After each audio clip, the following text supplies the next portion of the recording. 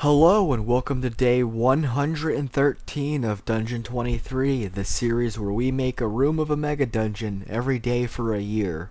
Now today isn't going to feed into the whole spider theme we have going on, but it is going to feed into the theme of doing things simultaneously that the exit puzzle has. And as I was making this room, I kind of realized I didn't really have rules for having things happen simultaneously. So before we get into what this special room does, all these potions, we're going to talk about the way this rule here I have works for having things work simultaneously. And there may be rules already for doing it simultaneously, but I just made these up because it seems like it works better than basically nothing, and also I was too lazy to look it up. Now, the way this works is, in order to interact with an object at the same exact time, basically you want like 2 or 3 people to do the same thing. You want everyone to grab the lever at the same time. You want everyone to touch the artifact at the same time. Most of the time, you could just say, okay, you all do it, because the actual interaction doesn't matter too much as long as the general idea is there. But if it's an actual like skill challenge where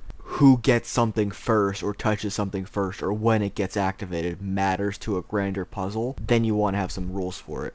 So again, that's what I have here. Basically, all of the creatures that are like, or players in this case, PCs, if they want to do something at the same time, they have to make a sleight of hand check. And how high or low all of them get doesn't really matter, so much as that they're all close together. If the results are less than 2 apart from each other, then the action occurs at the exact same time. So if you are both reaching for an artifact that will teleport whoever grabs it first away from the danger, the rogue and the druid are running after it and they both grab it and they make that sleight of hand check, and the rogue makes a 19 and the druid makes an 18, then they're both saved because they both get out of there at the same time. But if the rogue gets a 22 and the druid gets like a 17, then yeah, obviously the rogue gets out of there quicker. As I said, the highest result occurs first otherwise. Even if the rogue got like a 7 and the druid crit failed, even though it was super low, it's still the first one, so he'd get it. And because I want to also have people be able to plan things out and have multiple people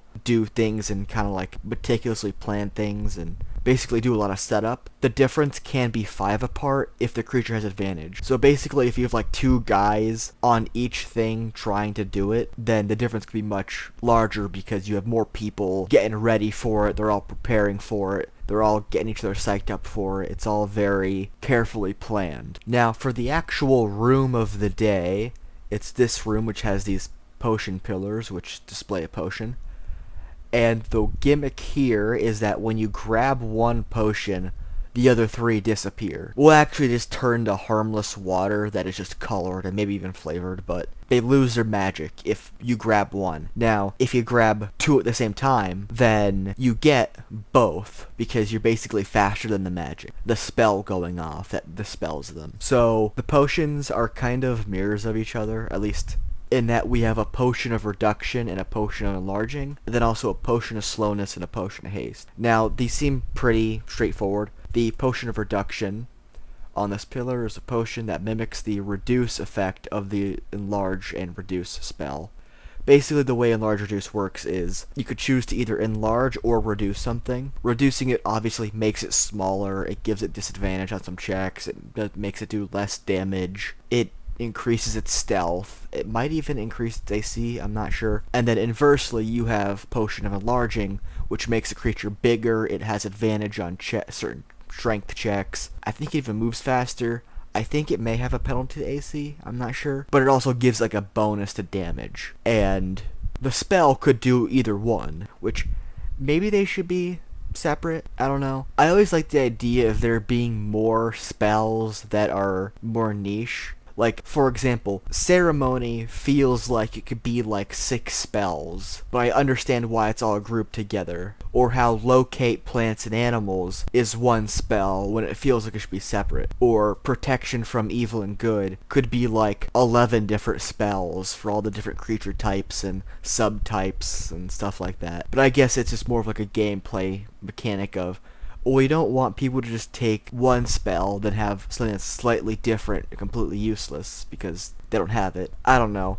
Anyway, so the potions only have one or the other effect. That's a pretty good trade-off. And haste and slowness are both 3rd level spells. Obviously, they're inverse of each other. Haste increases your movement, lets you make another action, increases your AC, and at the end of it, it does give you like a burst of lethargy, so you're kind of like sluggish after you take it once it wears off. But the upside is that this potion doesn't require concentration because it's a potion, you know.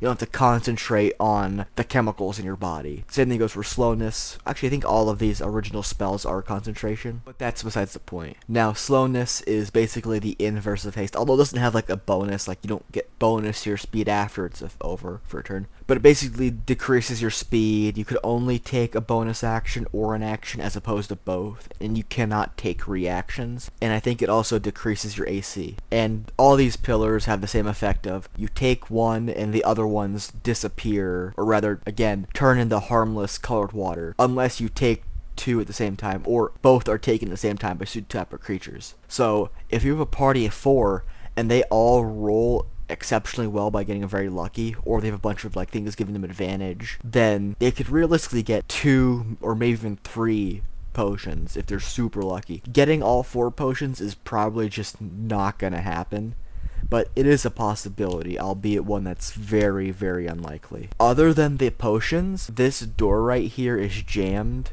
It just has a 15 AC because it's wood, 27 health because, you know, it's wood, it's a pretty large thing, and it is jammed, so it's not locked, you can't lockpick it, but with a DC 15th strength check, you just bash it open, or you can just chop it down with an axe, you know, that's why you give it stats.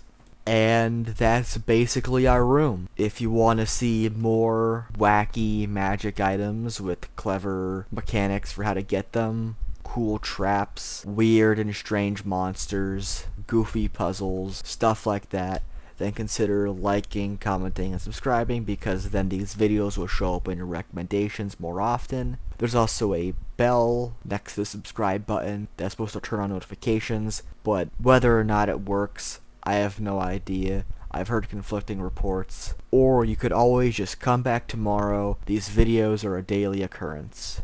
So yeah, I apologize for the poor quality. It's not gonna get any better.